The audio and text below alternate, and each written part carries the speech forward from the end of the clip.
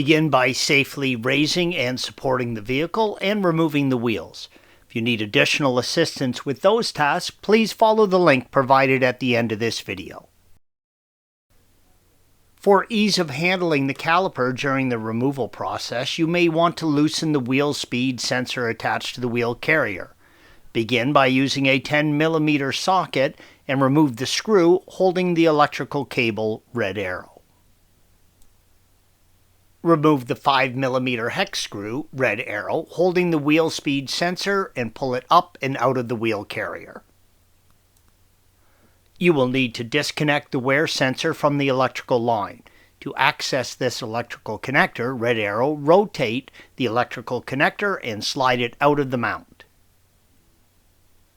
Release the electrical connector by using a flathead screwdriver and rotating to release the clip, red arrow.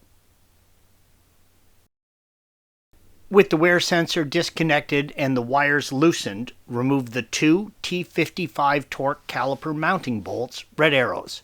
Always replace these bolts. They are considered single-use only. Once the caliper can be removed from the rotor, you will need to handle it carefully as to not stress or damage the brake line. Never let the caliper hang by the brake line. If the brake line snaps or starts to bleed, you will need to replace the line and bleed the system. If you are leaving it connected to the line and just installing new rotors, you must support the weight of the caliper with a rope or hanger. You can now remove the two locating screws, red arrows, holding the rotor to the flange. There is a good chance these screws will be stuck if this is the first time they are being removed. Use an impact screwdriver to help you break them loose. Once you remove the screws, use care as the rotor is now free. The rotors are extremely heavy and you do not want to drop them.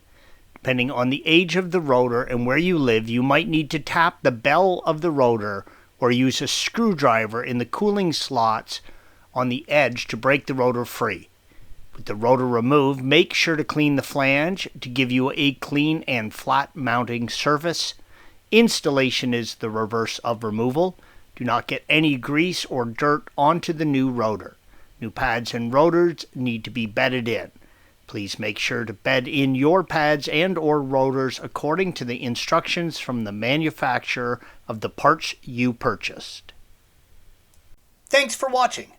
Be sure to subscribe to our channel and check out another video in this series.